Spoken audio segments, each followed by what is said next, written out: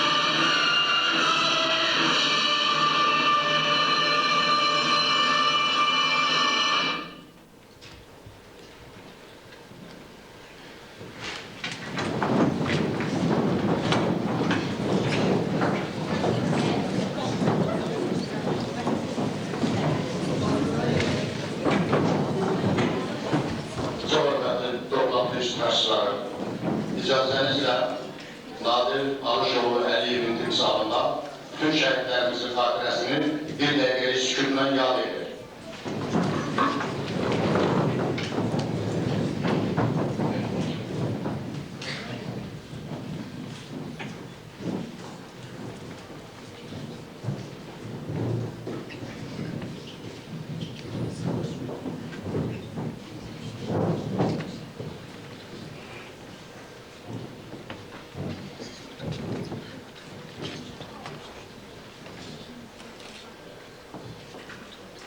Allah rahmet eylesin.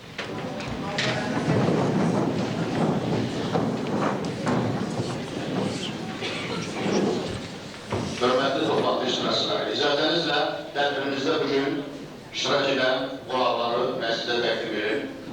Suraxanlıqın İcra Hakimiyyətinin nümayəndəsi, çox hörmətli Gecana xanım Rəhimova, Bakı şəhər üzrə təhsil idarəsi metod mərkəzinin Fədai Suraxanlı bölməsinin müdiri Qüdüs müəllim Əhmədov, milli qəhrəman Nadir Arışoğlu Əliyevin övladı, Milli Təhlükəsizlik Nazirliyinin əməkdaşı Şəhrar müəllim Əliyev, eləcə də şəhidin Nadir Arışoğlu Əliyevin qardaşı Abdullah müəllim və Nadir Alışoğlu Əliyevin ailə üzvləri də burada iştirak edirlər və eləcə də Mədəniyyət və Turizm Nazirliyinin əməkdaşları da bizim tədbirimizdə iştirak edirlər. Ona görə də tədbirin dəvətimizi qəbul edib, bizim tədbirimizdə iştirak etdiklərinə görə hər birinizə dərin təşəkkürümü və minnətdarlığımı bildirmək istəyirəm. İcazənizlə tədbiri davam etdirmək üçün biz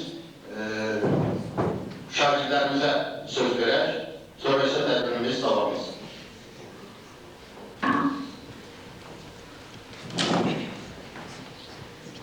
Salam, hörmətli qonaqlar, müəllimlər, məktəbimizin şagirdləri. Bugün biz bura Azərbaycanın milli qəhrəmanı, məktəbimizin adını daşıyan Nadir Alışoğlu Əliyevin xatirəsinə həsr olunmuş sənədli filmin təqdimatına yığışmışıq. Gəlin, Nadir Əliyevin keçdiyi həyat yoluna nəzər salaq.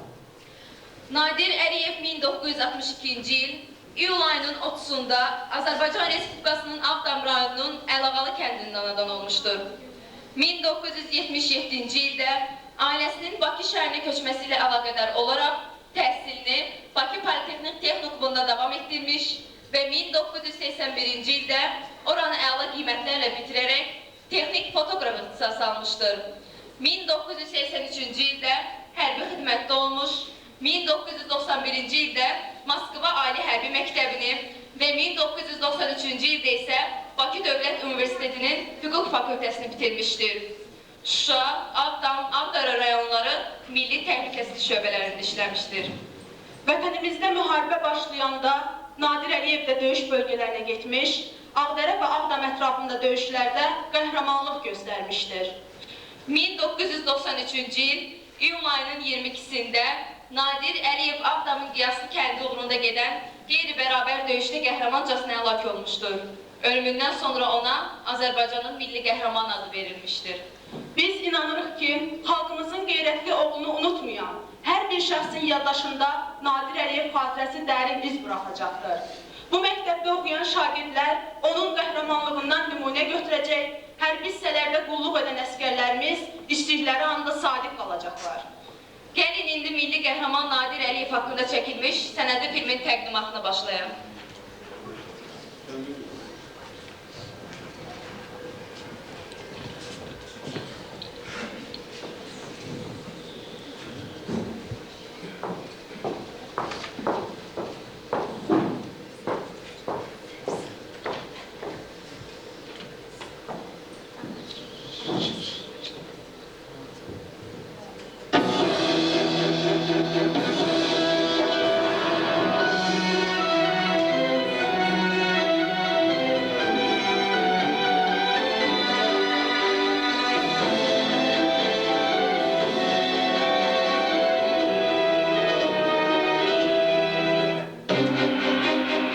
Silahlı Qüvvələrinin 1988-ci ildən başlayaraq ölkəmizə hərbi təcavüzü nəticəsində Azərbaycan torpaqlarının 20%, Dağlıq Qarabağın, eləcə də ona bitişik olan 7 rayonun ərazisi işğal olmuş, 700 min nəfərə yaxın həmvətənimiz öz daimi yaşayış yerlərindən məhrum olaraq məcburi köçkün düşmüş və Respublikanın 62 şəhər və rayonlarında 1600-dən çox obyektdə müvəqqəti məskunlaşmışlar.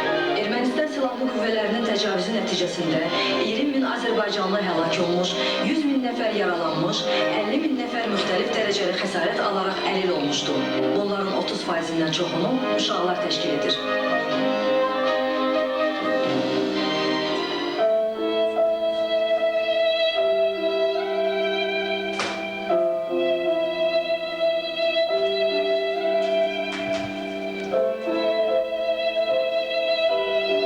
Əsl insan, təmiz vətəndaş üçün vətəndən şirin heç nə yoxdur.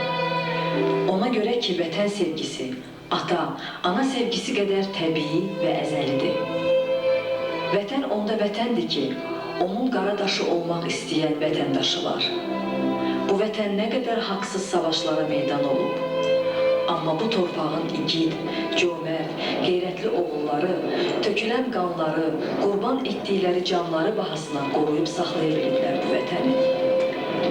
Bu torpaq uğrunda gözünü qırpmadan canını qurban verən igid oğullardan biri də Nadir Alışoğlu Əliyevdir. Nadir Əliyev 1962-ci il iyul ayının 30-da Ağdam rayonunun Əliyağalı kəndində doğulmuşdu. 1977-ci ildə Əliyağalı kənd orta məktəbinin 8-ci sinifini bitirdikdən sonra ailəsi ilə birlikdə Bakıya köçən Nadir sənədlərini Bakı Politexnik Texnikumuna verdi. 1981-ci ildə təhsilini başa vuran gənc oğlan ali təhsil arzusu ilə Bakı Dövlət Universitetinin Hüquq Fakültəsinə qəbul olundu. Sovet ordusu sıralarında xidmət edib daha da mətinləşən, mənlə kamilləşən Nadir 1986-cı ildə Bakı Dövlət Universitetinin təhsilini davam etdirməklə SSR TTK-nın Dzержinski adına ali məktəbinə qəbul olundu. 1991-ci ildə o, Moskva şəhərində təhsilini başa vurub vətənə qayıtdı. O, uşaqlıqdan elə yeni yetmə olanda da belə görürdün ki, o şeylə meyillidir, vətənə, torpağa, qohuma, əqrabıya, çox belə yananıdır. Həmini itirib axtaranıdır, qohumla, onun dostuna, əlaqə saxlayanıdır. Bax, belə bir xasiyyət vardı onda. Moskvada KGB məktəbinə bir dənə imtahan verməklə, rus dilində imtahan verib 5 almaqla, o birisi imtahanlardan bunu azad eləmişdi. Yəni, o dərəcədə hər tərəfli cavab vermişdi istedadı ilə, elmi ilə. Gənc Nadir təhsil aldığı müddətdə elmin ən dərinliyinə qədər yiyələnib, hətta rus, ingilis, ərəb, fars dillərini də öz ana dili qədər mükəmməl öyrənmişdi. Leytinant rütbəsi ilə vətənə üz tutan Nadirə Azərbaycan Respublikası Milli Təhlükəsizlik Nazirliyində qalıb işləmək təklif olsa da, o vətənin ağır günündə rahat yerdə oturub işləməyi mənliyinə sığışdırmayaraq, soyuq səngəri dəm dəzgahlı isti otaqdan üstün bildi. O, elə bir vətəndaş idi ki, o heç zaman rahat üslubda əyləşməyi vətənin həmin ağır günlərində özünə irava bilməzdi və ona görə də o təyinatını o zaman Ağdam Ağcabədi istiqamətində götürdü və Qarabağ hadisələrinin ilk günlərindən bu hadisələrin iştirakçılarından birinə çevrildi. Nadir savadlı, məktəb qutarmış bir gəncidir, gəlmişdi bizim kəndə. Onu bizim kəndə gətirən onu vətənpərvərliyi idi, onun ürəyi idi. Ona görə ki, biz orada əziyyət çəkirdik, ermənilərlə döyüşürdük. Atam gəlmişəm, pis olmalı dedim ki, bildim ki, çox uzun müddətdən sonra qayıdacaq da, yəni çox uzun görməyəcəm. Ona görə həmişə gələndə sevinərdim, yəni qaçırdım üstünə ki, bir yerdə olum, oyuna vaxtımız bir yerdə keçirdim çox vaxt. Dağlıq Qarabağda erməni qəsbkarlarının hər gün törətdikləri yeni amansız, qanlı faciələr günbəgün çoxalırdı. Vəhşiləşmiş, qudurmuş ermənilər kəndlərin boşalmasına nail olub, azğınlaşmış kimi bir-bir kəndlərin Umudlunu, Kərimlini, Qaradağlını yandırmağa başlayıb, əllərini keçən dinc əhalini qətlə yetirirdilər. 91-ci ilin bu hadisələrin artıq bu vəziyyətə alınandan sonra bir dövlət təhlükəsizliyi işçisi kimi Nadir Alşoğlu Əliyev də bizim kəndə bir igid oğlan kimi daxil olub kəndi müdafiəsinə qalıb və cəmaatın təhlükəsizliyini təmin edən gənclərə kömək edibdir. Döyüş əməliyyatlarında Nadir Əliyevin hər bir əməliyyat üçün lazım olan düşmən tərəfindən çox dəqiq, dürüst kəşfiyyat məlumatları əldə edirdi. Bu da ki, söz yox ki, hər bir əməliyyatın uğurla başa çatdırılmasına köməklik göstərirdi. Ağdərə rayonunun Sırxavənd, Qaraşlar, Bəşirlər, Qazancı və Balıqqaya kəndlərinin işğaldan azad edilməsi üçün keçirdiyi hücum əməliyyatlarında döyüş qabağı kəşfiyyatda Leytinant Nadir Əliyev də yaxından iştirak etmişdi. Hücum aparılacaq əraziyə yaxından bələd olan, hər bir cığırı belə tanıyan Nadir, kəşfiyyat zamanı ermənilərin müdafiə mövqelərinin, hərbi texnikalarının yerlərini tam dəqiqliyi ilə müəyyən edərək, xəritəsini çəkib Şirin Mirzəyevi göstərdi. Şirin Mirzəyev hər bir hücum əməliyyatları ərəfəsində Leytinant Nadir Əliyevin düşmən tərəfindən əldə etdiyi kəşfiyyat məlumatlarının dəqiqliyinə tam arxayın olurdu. Getdi döyüşə gəldi, gündəliyi vardı, bloknotu vardı. Gündəliyi çıxartdı, gördüm, nəsə yazır. Dedim, o nədir, nə yazırsan ora? Dedi, sən bilməzsən. Və dedim, nə bilmərəm. Burada məsləhət gedirik, ondan döyüşə gedirik, bizim də adımızda da yazılar, onlar. Dedi, nə bilirsən, mən burada yazıram. Yəni orada gündəlikdə həyatda yoxdur, o yazıları gün yazılır. O döyüşlərdə iştirak elədiyi, ermənilərdən tərk silah elədiyi silahları, hansı əməliyyatda neçə erməninin öldürülməsidir. Yəni bu gündəliklərini oxuyub onun hərəkətlərini mən şəxsən qeyd eləmişim. Tezliklə Kiçanı yox edib dağıtmaq lazımdır. Əks halda Sırxavətlə bərabər 8-10 kəndimiz ümumiyyətlə Xaçın çay dərəsində bütün strateji əhəmiyyətli mövqelərimiz əlimizdən çıxacaq və Sırxavət alınmaz qalaya çevrilə bilər. Heyif ki, bunları çoxları başa düşmür və ya başa düşmək istəmir. Ümumiyyətlə, Sırxavət bütün Qarabağın Azərbaycanlılar yaşayan kənd və ya şəhərlər içərisində Şuşadan sonra ikincidir. Umudlunun və Qaradağlının əlimizdə qalacağına ümidim yoxdur. Bu barədə yazıb çoxlarına çatdırmışam. Təcili, effektli tədbirlərin görülməsi vaxtı çatıb. Bəlkə də biraz gecikmişik. 1992-ci il 1 yanvar. O məxficiliyə də o qədər belə rəyət elin adam idi. Bir sirr öyrənmək mümkün deyildi. Yalvaraydı, dostluğuyduk, çörək yerdik, bir yerdə oturardıq. Nəsə bir zarafat əsnasında deyirdim ki, görən sabah ki, bunun bir gördüyü işdən mənim bir xəbərim olar. İlahi, insan nə qədər belə bağlı bir insan olardı. Çünki bundan söz çəkmək də mümkün deyildi. Nəsə öyrənmək ki, görün bu keçirdiyi əməliyyatda nə iş görəcək, nə eləyəcək? Dedim, ailəli adamsan, 2 uşağım var. Qayıt gəl uşaqların ailənin içində otur, mən subayam. Ailədən bir nəfər gedib oturmalıdır, orada döyüşməlidir. Belə baxdı, dedi, aftan dedi, bu döyüş heyli döyüşlərdən deyil, bu siyasi bir gedişatdır. Sən baş çıxarda bilməyəsən burada.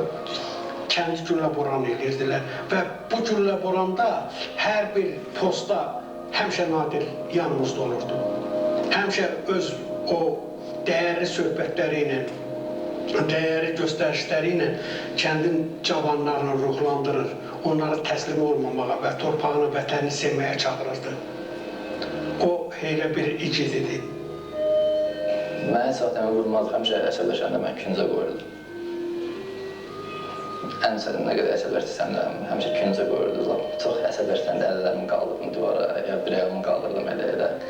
Ondan sonra ürək dözmürdü çox. Təzdən yenə çağırdı yanına, deyirdi, ağlı gəldi, belə şeylər eləmə. Müharibədən tezə gəlirdi, ayda bir dəfə gəlirdi, evə dəyirdi. Şəhriyar oğlu balaca idi, çox istəyirdi. Nigar lap balaca idi. Qapıdan girəndə hamımız gəldik, görüşdük, anam, atam qapının adı, koridorda görüşəndə bu şəhriyar yapışıb bunun şalvarından, kin cəhd edir ki, bunu buzağına alsın. Bu ürəyini, burnu ucu göynür ha şəhriyar üçün. Amma valideynin yanında o ədab-ərkanı, nətər deyim, o özünə sıxışdırmırdı ki, atanın yanında bu uşaq əlini buzağına alsın.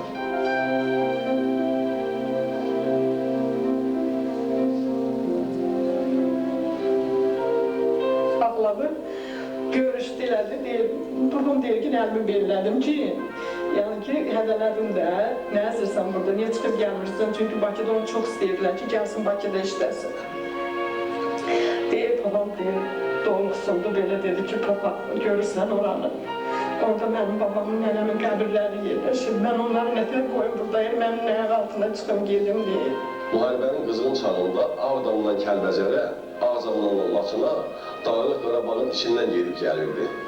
Amma nə tərə gedib gəlirdi, mən onu açıqlaya bilmərəm. Çünki deyirdi ki, hələ ki Dağlıq Qarabağ Azərbaycanın torpağıdır, mən də öz torpağımda gəlirəm. Mən Ağdamdan Kəlbəcərə getmək üçün gedib Yevlaqdan, Gəncədən, Gərəbəydən getməli deyirəm. Bu mənim torpağımdır. Nadir, indi deyirəm bu söhbəti, Ağdamdan telegram vurdu. Yenə deyirəm, Sırxavət gələrsə artıq bütün mövqələrə yol açılmış olacaqdır. Ağdamı, Ağcabədini, Bərdəni, Tərtəri, bütün istiqamətli olan yerləri təhlükə gözləyir, xahiş edir, kömək edir. Amma səsimizə səs verən olmalı.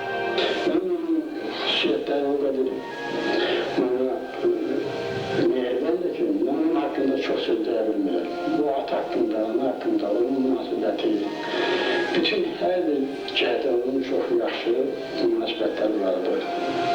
Ağır gəlir, söhbət eləməkdən ağır gəlir. Onun işləri, onun gücləri, onun vətənpərvərliyi, onun torpağı bağlığı, heç bir şey bunun ailəsinin, uşağının, atasının, bir şeylə nəzər alınmadı. Ancaq torpağın uğrunda, torpağın azadlığı uğrunda o mübarizə edirdi. Ağdam Azərbaycanın şərəf və namusudur. Mən ölərəm, amma vətənimin şərəf və namus timsalını, qeyrət və mərdlik rəmzini yağı torpağında görmərəm. Baba yurdumu oda qaladılar, dözdüm. Lakin Ağdamsızlığa dözə bilmərəm. Nadir Əliyevin gündəliyindən. Ağdam işğalından bir neçə gün öncə mən onunla görüşdüm. Vəziyyət son dərəcə döyüş bölgəsində gərgin idi. Yəni Ağdamın ətraf kəndləri tamamilə işğal altında idi və Ağdamın özünün itirilmək təhlükəsi var idi. Və Nadirdən hadisələrin necə cürlan edəcəyini soruşdum və vəziyyətin həqiqətən o ciddi olduğunu mənə bildirdi.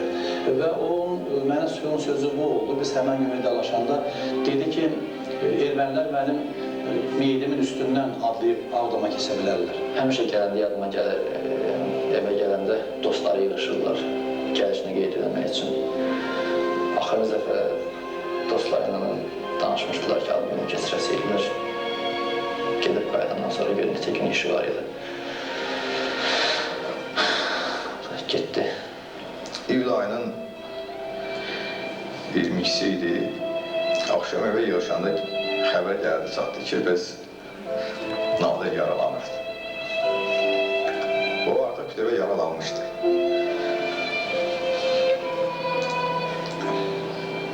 Qayıtdım, dedim, yaxşı, əməkdaşlar gəlmişdilər evə. Dedim, yaxşı, yaralanırsa, atamda belə müəmmalı qaldı, qaranlıq qaldı ki, yaralanır. Bunun xəbəri bizə nəyə yedir? Mən də qayıtdım, dedim, elə bir qırağa çəkildik. Dedim, yaralanırsa, bunu bizə nəyə gərək deyirsən? Yəni, bu yaralanır, biz o vaxt demədiniz. Mən özüm şəxsən eşitdim ki, belədir. Dedilər ki, bəs evə gətirək, yoxsa hospital aparaq. Artıq bildim ki, iş heylə deyil.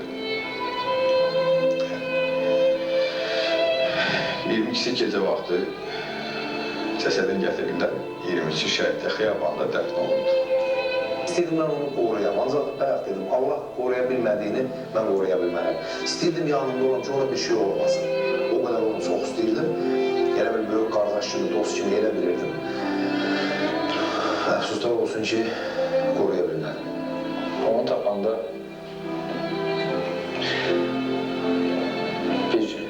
mavi bir hasara Qatarlıqdan qapısına söykənədə da tapdılar, yəni gəlib orada elə söykənədə orada da qalıbdı.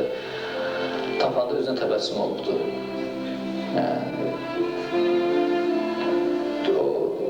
Mən belə başa düşürəm ki, yəni mən özümdə olsam ondan sevinirəm ki, vətən uğrunda mən də şəhid oldum. Ondan özü çox böyük bir sevinci. Yəni hər insan mənə yer dərk edə bilməz.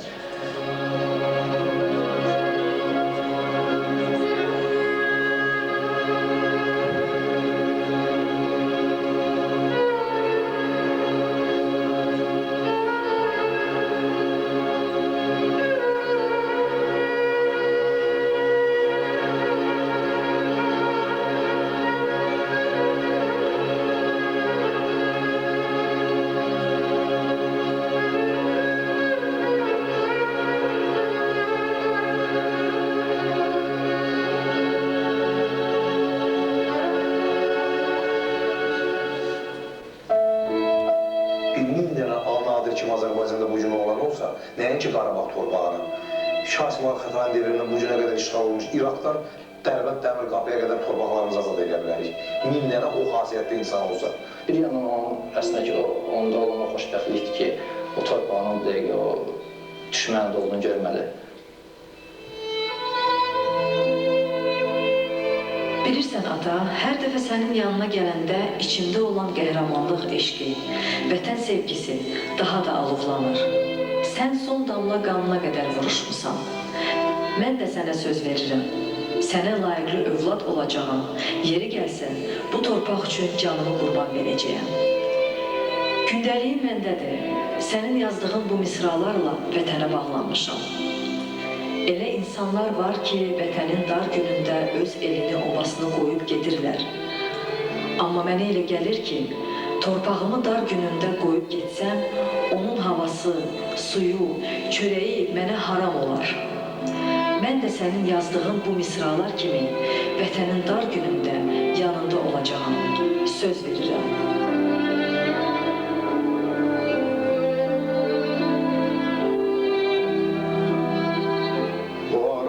Allah Teala'dan heç kim arzu eləmərəm. Qardaşın beli sütunudur.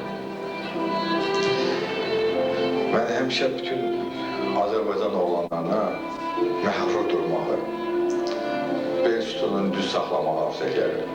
Yəni ki, qardaş ikisi də görməsin. Onu dedim ki,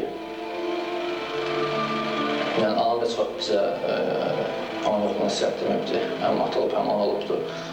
O yeri gəbəz boğazına kəsib seyir sirifdir, elə vaxtlarda olubdur. Şəhidlərimizin ən yüksək yeri Peyğəmbərimizin qolları arasıdır. Və Nadir bugün xoşbəxt bir Azərbaycan vətəndaşıdır ki, məhz onun yeri elə insanların ürəyidir, vətənin ürəyidir və həm də müqəddəs Peyğəmbərimizin qolları arasıdır. Nə ölüm, nə də düşmən önündə əyilməyən Nadir, tarixi qəhrəmanlarımız kimi sinəsindən aldığı yaralardan ana qədər sevdiyi Ağdamın qoynunda əbədiyyətə qovuşdu.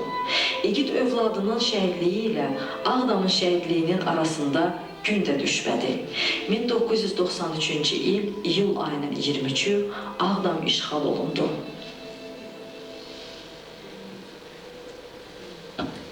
Ağdam şəhəri də Azərbaycan torpağıdır. Xankəndi də, Şuşa da, bütün digər işğal edilmiş torpaqlar.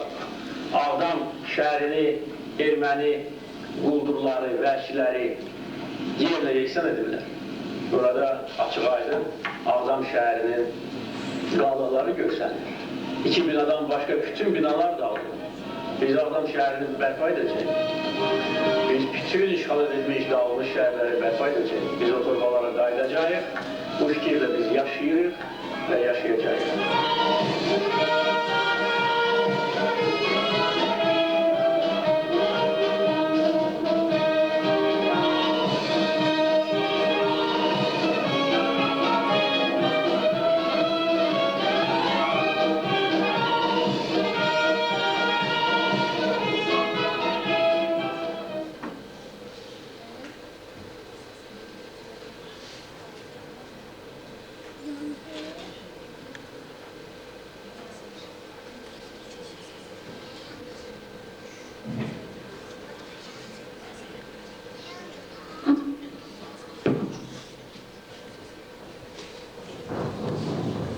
Hörmətli toplantı iştirakçıları, nəzərinizə çatdırım ki, bu film Mədəniyyət və Turizm Nazirliyi ilə Kinostudyanın əməkdaşlarının birgə çəkdiyi bir sənədli filmdir. Bizi sevindirən cəhət odur ki, bu filmi çəkən filmin kinoloji